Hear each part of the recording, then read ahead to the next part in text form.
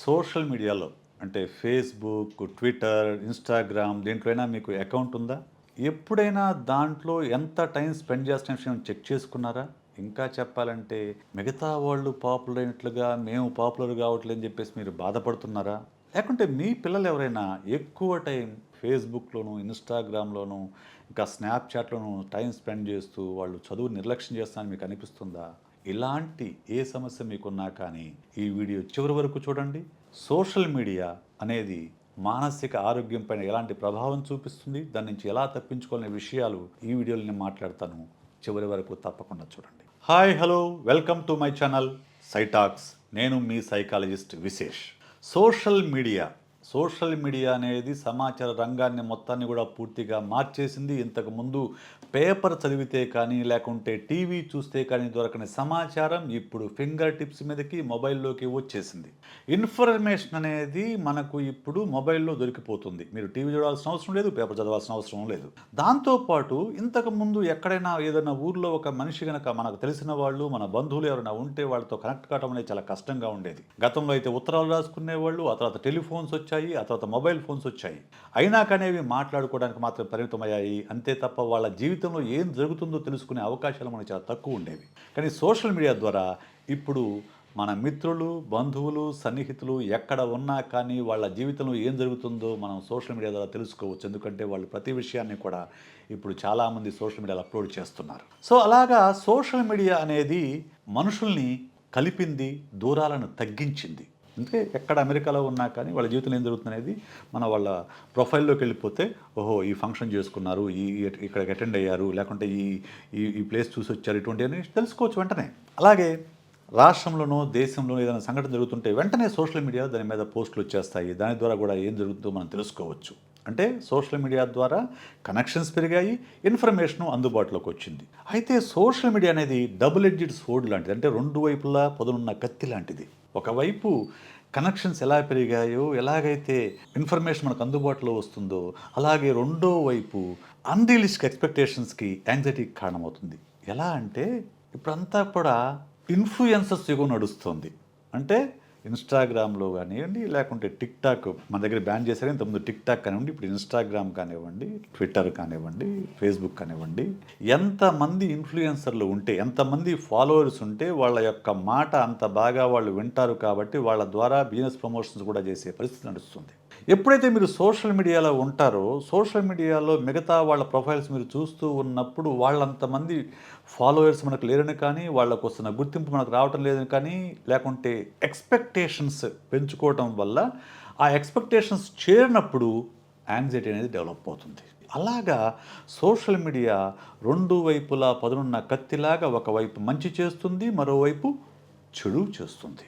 ఎందుకు అనంటే screen time అనేది ఇప్పుడు ఎవరికి కూడా వాళ్ళ కంట్రోల్‌లో లేకుండా పోయింది. సో మామూలుగా మనం సినిమా అంటే ఒక 2 గంటల 30 నిమిషాల్లో అయిపోతుంది. సీరియల్ హాఫ్ అన్ అవర్‌లో అయిపోతుంది. లేదు ఇంకేదన్నా నాటకానికెళ్ళాము ఒక 2 గంటల్లో అయిపోతుంది. కానీ సోషల్ మీడియా అనేది ఎన్ని గంటలైనా కానీ అయిపోదు. ఎందుకు? మనం స్క్రోలింగ్ చేసే కొద్దీ మనకు పోస్టులు కనిపిస్తూ ఉంటాయి. చూసే కొద్దీ రీల్స్ సాగిపోతూ ఉంటాయి. చూసే కొద్దీ షార్ట్స్ నడుస్తూ ఉంటాయి. చూసే కొద్దీ మనకు ఇన్‌స్టాగ్రామ్‌లో రకరకాల పోస్టులు రకరకాలు కనిపిస్తూ ఉంటాయి. కాబట్టి మనకు తెలియకుండానే మనం ఎక్కువ టైంని సోషల్ మీడియాలో స్పెండ్ చేస్తూ ఉంటాం. అంతెందుకు? మీరు ఒక సరదాగా ఒక రీల్ ఓపెన్ చేయండి. ఒక రీల్ చూద్దాం. 2 రీల్స్ చూద్దామని రీల్ ఓపెన్ చేయండి. తిరిగి క్లోజ్ చేసేసరికి కనీసం 10 నిమిషాలు టైం గడిచిపోతుంది. ఎందుకంటే ప్రతి రీలు మీకొక హ్యాపీనెస్‌ని ఇస్తుంది. మీకు ఒక హైప్ ఇస్తుంది. సో దాన్ని కాపాడుకోవడం కోసం దానికోసం మళ్ళీ మళ్ళీ మనం రీల్స్‌ని లేకుంటే షార్ట్స్‌ని అలా బ్రౌజ్ చేస్తూనే ఉంటాం. సో మనకు తెలియకుండానే కాలం గడిచిపోతూ ఉంటుంది. మనకు తెలియకుండానే మనం తిరిగి చూసేసరికి పనులన్నీ అక్కడే పక్కన పడి ఉంటాయి. దీంతో పాటు సోషల్ మీడియా ద్వారా పాపులారిటీ సంపాదించుకునే వాళ్ళకి అది రానప్పుడు రకరకాల మానసిక సమస్యలు వస్తాయి. అలాగే సోషల్ మీడియాలో పాపులారిటీ సంపాదించుకున్న తర్వాత దాని కింద వచ్చే నెగెటివ్ కామెంట్స్ కనుక మీరు చదువుకుంటే చాలామంది డిప్రెషన్ లోనవుతారు. ఎందుకంటే అక్కడ అటువంటి భయంకరమైన కామెంట్స్ మనం సోషల్ మీడియాలో కనిపిస్తూ ఉంటుంది. ఎందుకంటే అక్కడ ఏవో రిస్ట్రిక్షన్స్ లేవు. ఎవరు ఇలా మాట్లాడొచ్చు, ఇలా మాట్లాడకూడదని చెప్పేవాళ్ళు ఎవరు ఉండరు కాబట్టి నోటికి వచ్చిన భాషంతా అక్కడ రాస్తూ ఉంటారు. అలాంటి కామెంట్స్ చేయనప్పుడు చాలామంది డిప్రెషన్ లోనవుతూ ఉంటారు. మరి ఏం చేయాలి? అవును సార్, ఈ సమస్యలు నిజమే. మేము కూడా ఈ సమస్యలు అనుభవిస్తూ ఉన్నాము. ఏం చేయాలి అంటే చేయాల్సినవి చాలా ఉన్నాయి. ఫస్ట్ సోషల్ మీడియా ఉపయోగాన్ని మీరు మీ కంట్రోల్లోకి తెచ్చుకోవాలి. రోజంతా ఫేస్బుక్లోనో, రోజంతా ఇన్స్టాగ్రామ్లోనో, రోజంతా యూట్యూబ్లోనో కాలం గడపకుండా దానికి ఒక బౌండరీ పెట్టుకోవాలి. రోజు మొత్తం మీద సోషల్ మీడియాలో ఎంత టైమే స్పెండ్ చేయాలి, ఇంతకు మించి టైం స్పెండ్ చేయకూడదని మీకు మీరుగా ఒక బౌండరీ పెట్టుకోవాలి. మొదటి రోజు అంటే చాలా కష్టము, అలా ఉండడము నిదానంగానే తగ్గించుకోవచ్చు. సో ఆ బౌండరీ పెట్టుకొని ఆ మేరకు మీరు మీ యాప్స్ని లాక్ చేసుకోవాలి. లాక్ చేసుకుంటే ఏమవుతుందంటే మీరు ఆ టైం అయిపోయినా యాప్ లాక్ అయిపోతుంది, మీకు అది మళ్ళీ ఓపెన్ కాదు కాబట్టి. సో మీ టైం మీ చేతుల్లో ఉంటుంది, బౌండరీస్ మీరు సెట్ చేసుకోవాలి. రెండోది నోటిఫికేషన్స్. ఎస్పెషల్లీ మనుషుల్ని డిస్ట్రాక్షన్కి గురి చేసేందుకు నోటిఫికేషన్స్.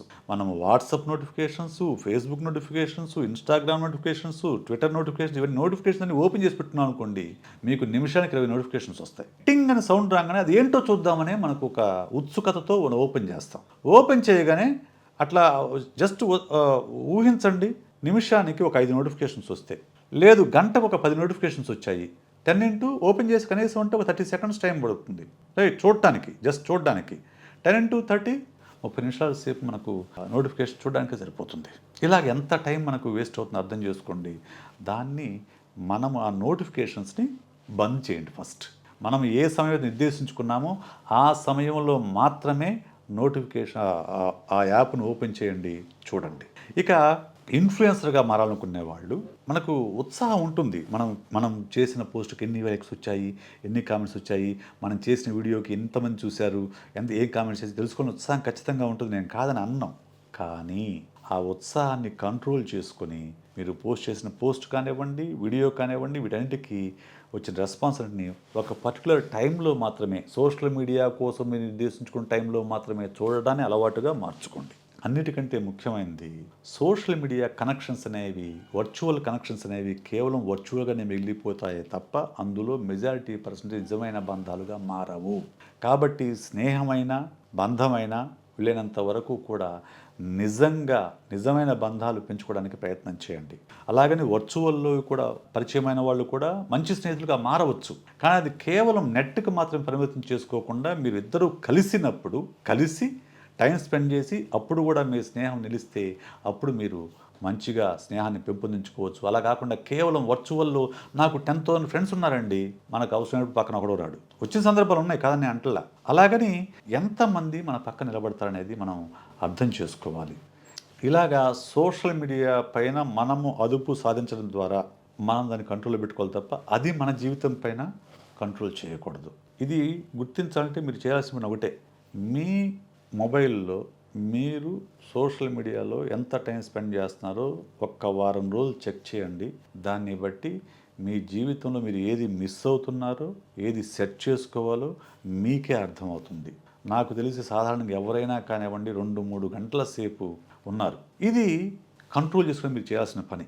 ఒకవేళ మీకు కంట్రోల్ లేదనిపిస్తే, అంటే పూర్తిగా నేను ఎడిక్ట్ అయ్యాను, ఎందుకంటే ఈ మధ్యకాలంలో నా దగ్గరికి వచ్చిన వాళ్ళల్లో చాలామంది నేను ఫేస్బుక్ అడిక్షన్, ఇన్స్టాగ్రామ్ అడిక్షన్తో వస్తున్న వాళ్ళు చాలామంది ఉన్నారు. అలా కనుక మీరు ఎడిక్ట్ అయ్యి ఉంటే, అంటే మొబైల్ లేకుండా, సోషల్ మీడియా లేకుండా మీరు గడపలేకపోతుంటే, వాటికి దూరం చేస్తే మీకు ఆందోళన పెరుగుతూ ఉంటే, దూరం చేసిన వాళ్ళపైన కోపం వస్తూ ఉంటే, దూరం చేసిన వాళ్ళపైన మీరు దాడికి పాల్పడుతూ ఉంటే, అప్పుడు మీరు సోషల్ మీడియా అడిక్ట్ అయ్యారని అర్థం. ఇది కూడా ఆల్కహాల్ అడిక్షన్ లాంటిది, ఇది కూడా డ్రగ్ అడిక్షన్ లాంటిది. అలాగని అక్కడ మేమేం తీసుకోవట్లేదు అనొచ్చు, మీరు తీసుకుంటున్నారు. ఏది ఆ ఇన్ఫర్మేషన్ని, అప్రిసియేషన్ని, ఆ డొపమైన్ని, ఆ సెరటోనిన్ని మీరు తీసుకుంటున్నారని అర్థం.